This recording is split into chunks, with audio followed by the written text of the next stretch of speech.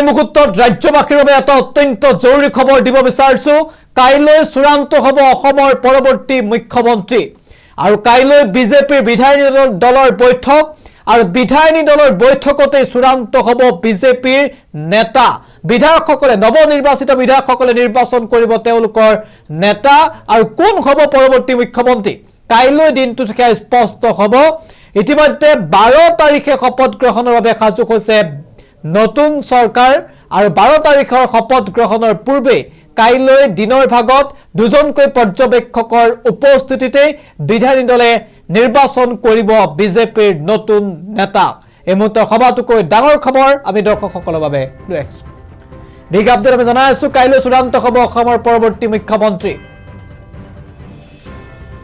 কাইলৈ বিজেপিৰ বিধায়িনী দলৰ বৈঠক আৰু এই বৈঠকতে চূড়ান্ত কৰা হ'ব মুখ্যমন্ত্ৰী আৰু বৈঠকত নেতা নিৰ্বাচন কৰিব নৱনিৰ্বাচিত বিধায়কে।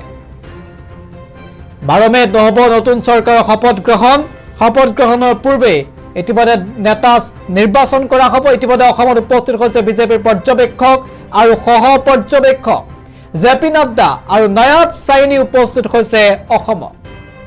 দুয়োগৰাকী নেতা গুৱাহাটীত উষ্ম আদৰণি হিমন্ত বিশ্ব শৰ্মাৰ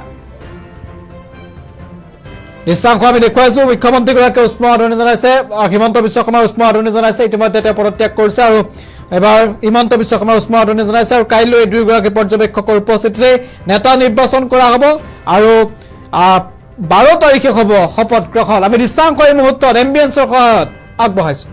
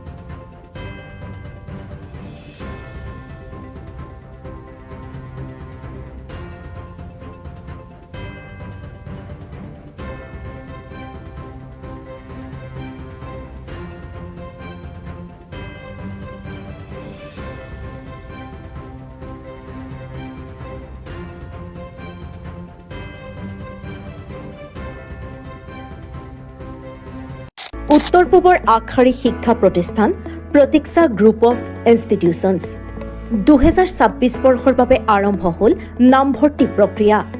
বি ফাৰ্ম বিনামূলীয়া CEE কোচিং আজিয়ে যোগাযোগ কৰক এই নম্বৰত 9706321768 9181022366 আৰু 9181022377।